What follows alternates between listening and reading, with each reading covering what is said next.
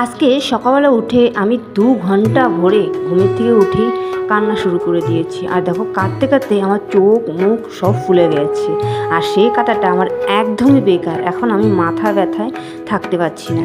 আর আমার কান্নার কারণ ছিল কালকে রাত্রেবেলা কানটা খুব ব্যথা করেছিল। তো আমি সোনার কানেরটা খুলে আমি ভাবলাম কানেরটা জন্য ব্যথা করছে নাকি, কানেরটা খুলে আমি বালিশের নিচে রেখে দিয়েছি। ভাবলাম এখন উঠে আর কি আলমারিতে রাখবো, সকালবেলা রাখবো।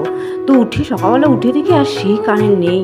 খুঁজতে খুঁজতে হরান, বিছানার চাদর পাদর বালিশগুলি সব উলট পালট করে দিয়েছি, তাও বিছানায় দেখি পাচ্ছি না। বিছানায় যখন রাখেছি বিছানায় খুঁজে শুরু করে দিয়েছি, বিছানায় আর পাচ্ছি না।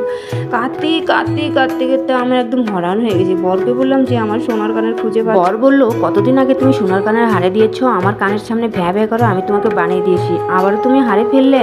তো সোনার কি সস্তা পেয়েছো, বাজার গিয়ে দেখো। হঠাৎ করে মেয়ে বিছানা থেকে জাগনা পেয়ে বললো, মা তুমি কান্নাকাটি করছো কেন?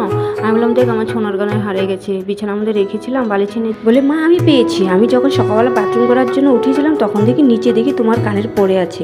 আমি আর তোমাকে ডাকি নাই তো, আমি উঠিয়ে নিয়ে আলমারির উপরে রেখে দিয়েছি, তুমি দেখো ওখানে আছে। বাবা মেয়ের কথা শুনে আমার প্রাণে জল এসছে, না পেয়ে গেছি, সোনার দাম যে বেড়ে গেছে বাবা।